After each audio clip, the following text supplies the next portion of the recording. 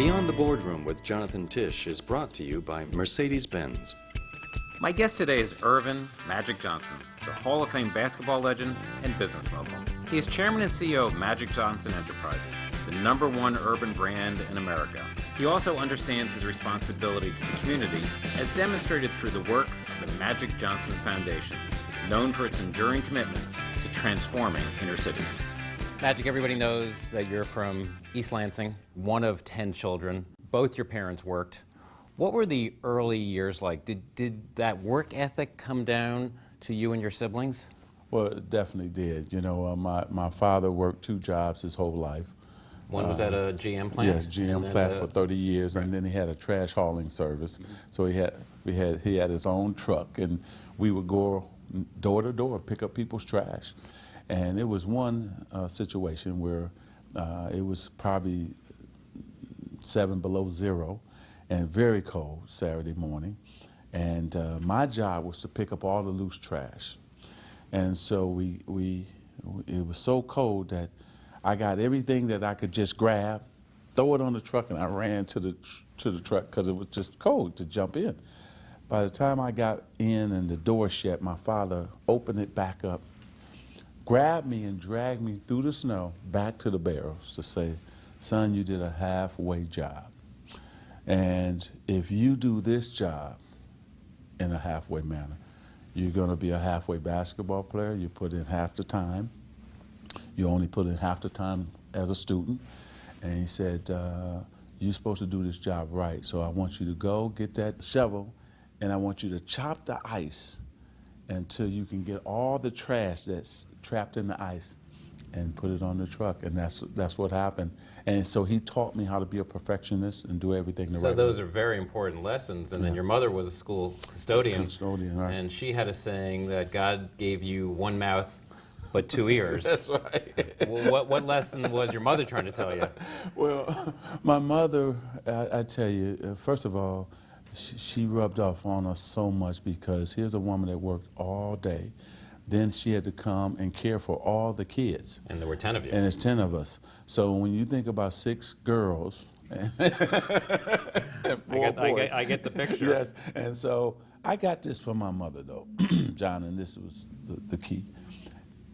I got her smile and giving back to the world. That's what I took from my mother. And that's why I try to help everybody. And that's why I have this smile that I have, because of her.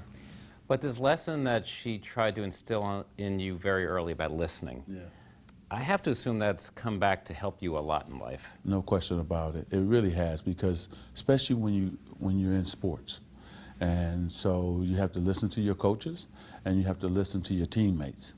And because they're going to really affect the outcome of the game. And so I was always one of those players who listened because of what my mother told me. And then at the end of the day, also, too, I listen to other CEOs and other business people as well, because I don't know it all and don't pretend that I do. You were the first one in your family to go to college? First one to go to college.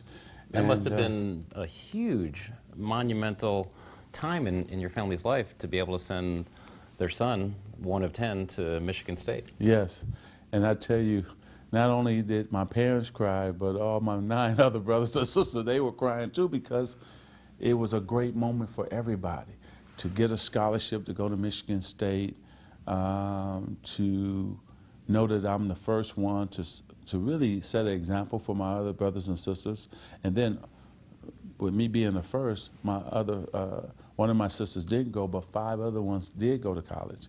And all of them are now teachers or principals in the Michigan school system. So I'm so happy about the education I got at Michigan State, as well as playing basketball there as well. You also had a janitorial job.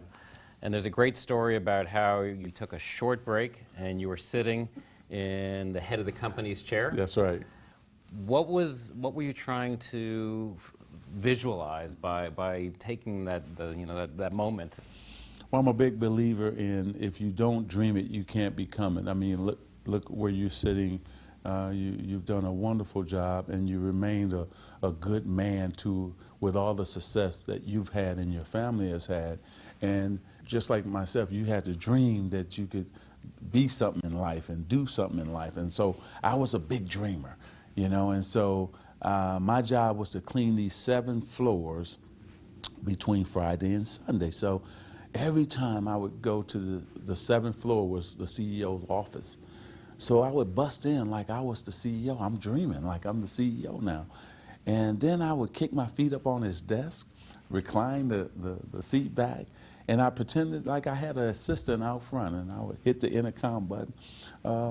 Tony, could you bring me today's paper and some coffee and donuts? You know, and so I pretend she would come into the office, and you know, and one time I'm sitting there dreaming, and he walks in on me. And he said, "What are you doing?" I said, "Well, I'm dreaming like I'm the CEO." And who would have ever thought? I've been blessed.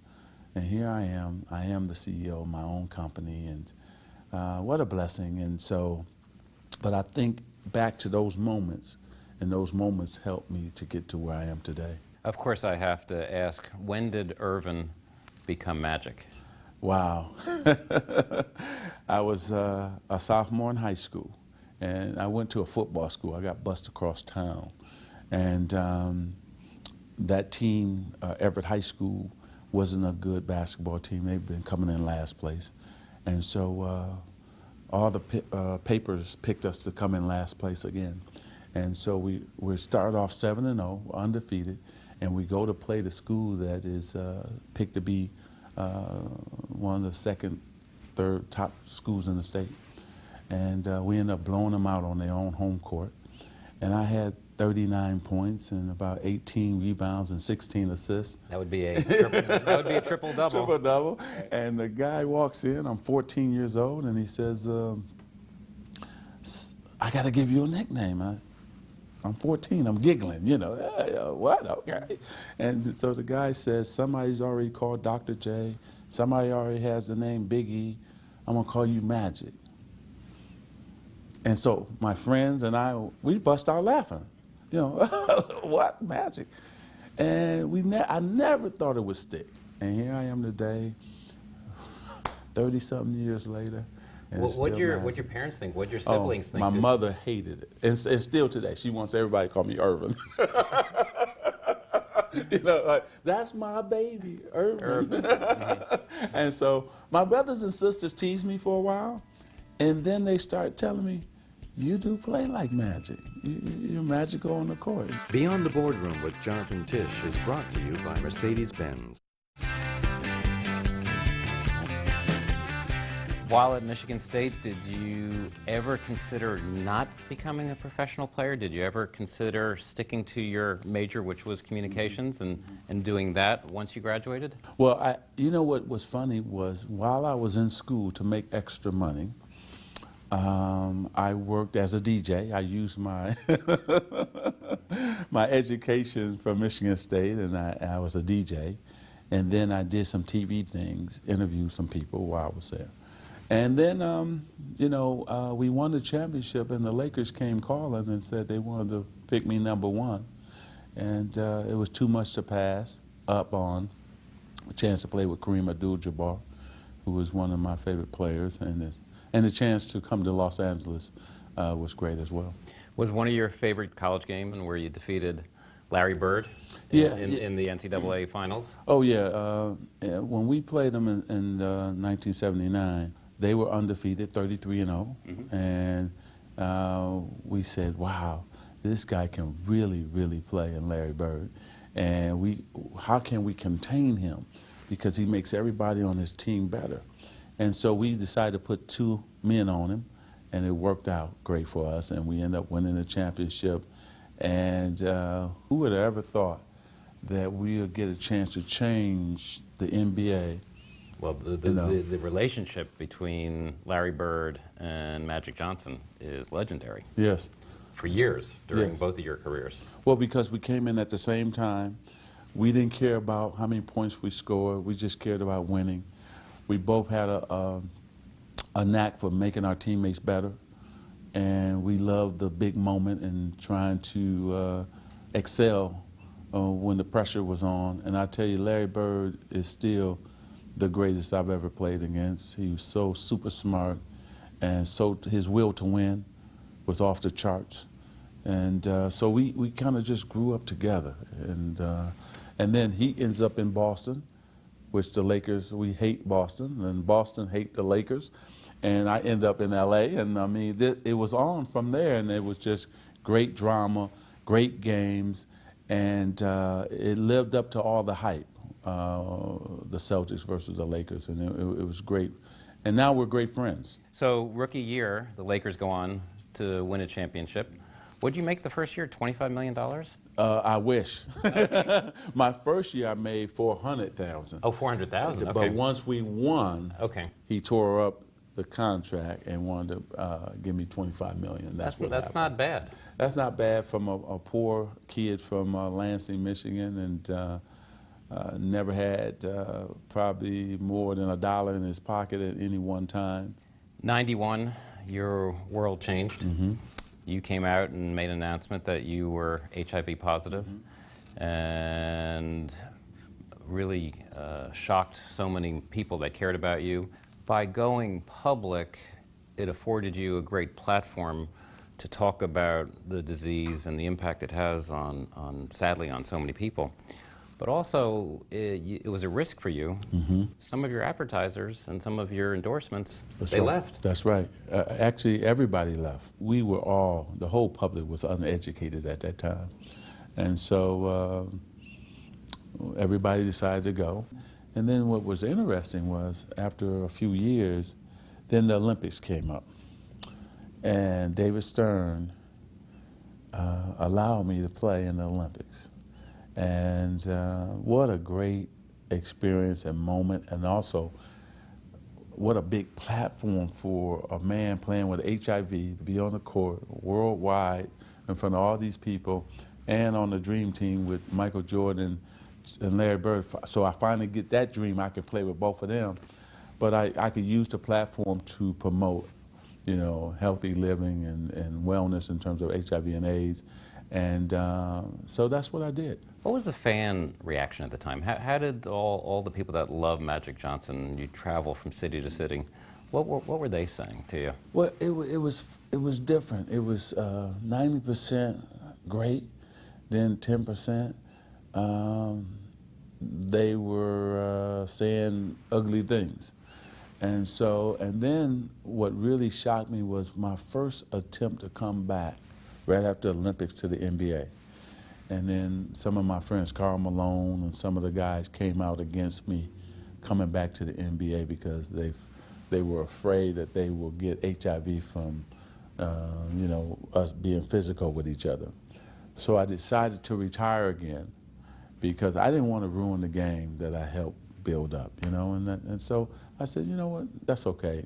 I called Commissioner Stern and said, look, I'm just going to retire again.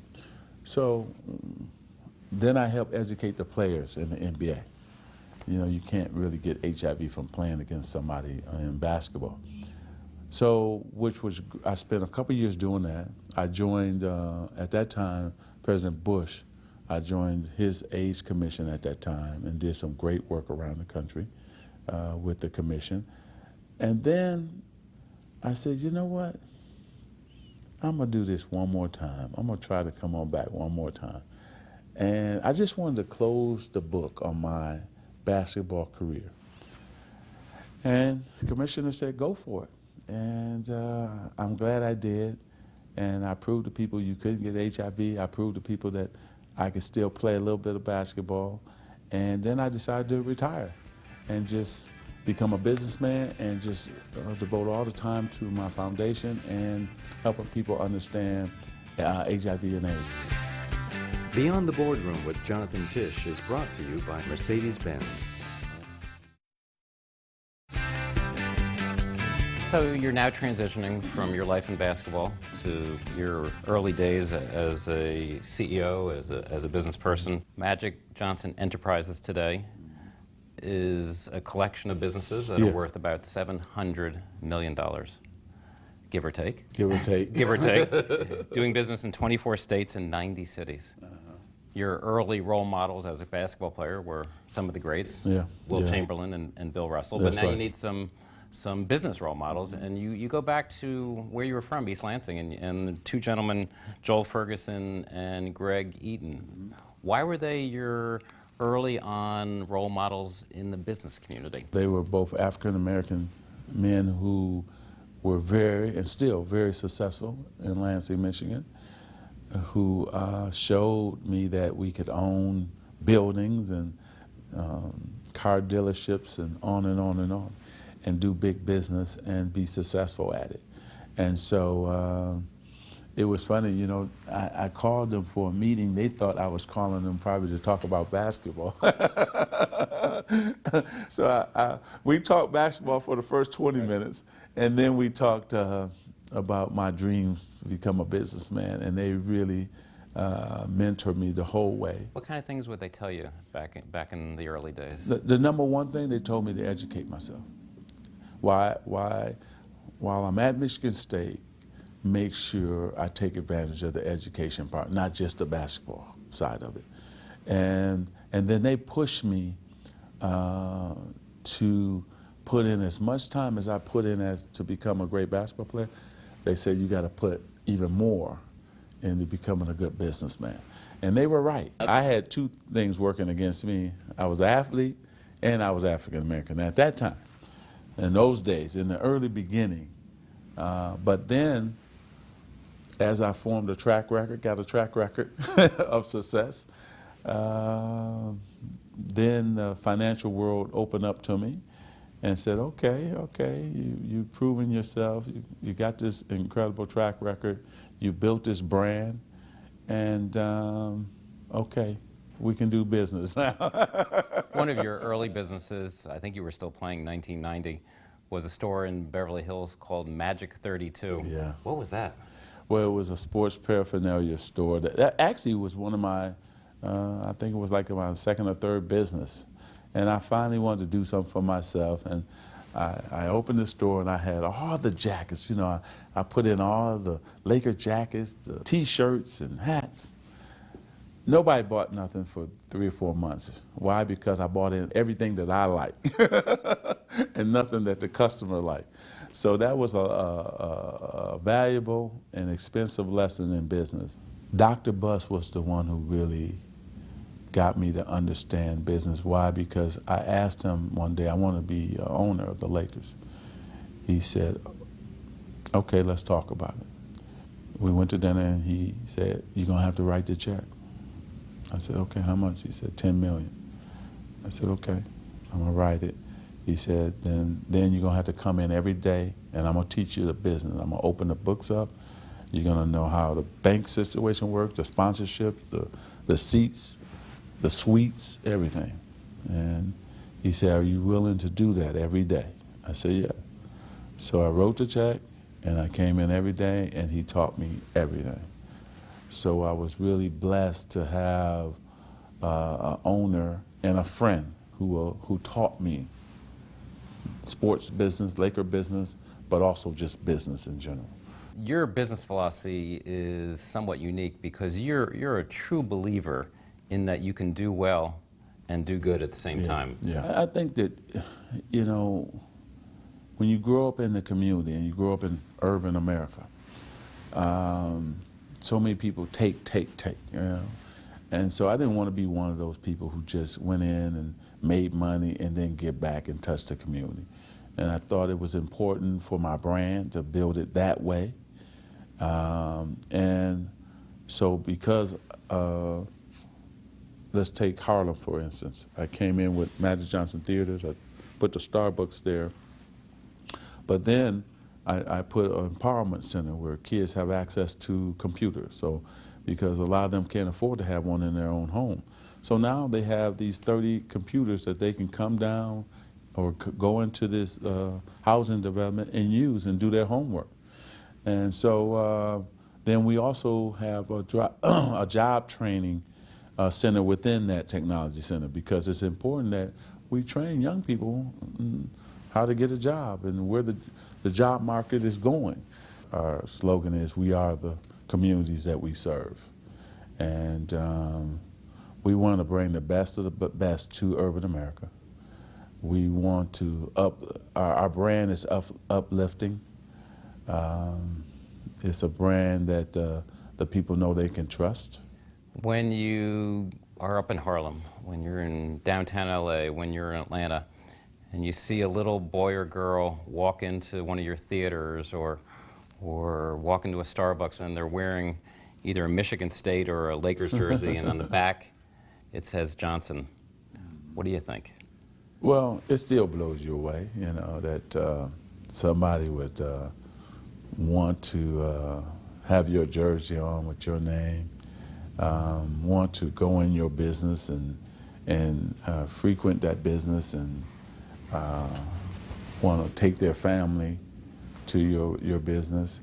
It's been a humbling experience, and sometime when early on, and I still do it now, I just go park the car and watch people go in and out, and know that you have affected the community in such a positive way. And then sometimes I cry. I guess God put me on this earth to do some special things for other people. It's not about me, it's about the community and making it better. And I'm glad I've done that. Well, we're lucky to have you. Thank you, buddy. Thanks.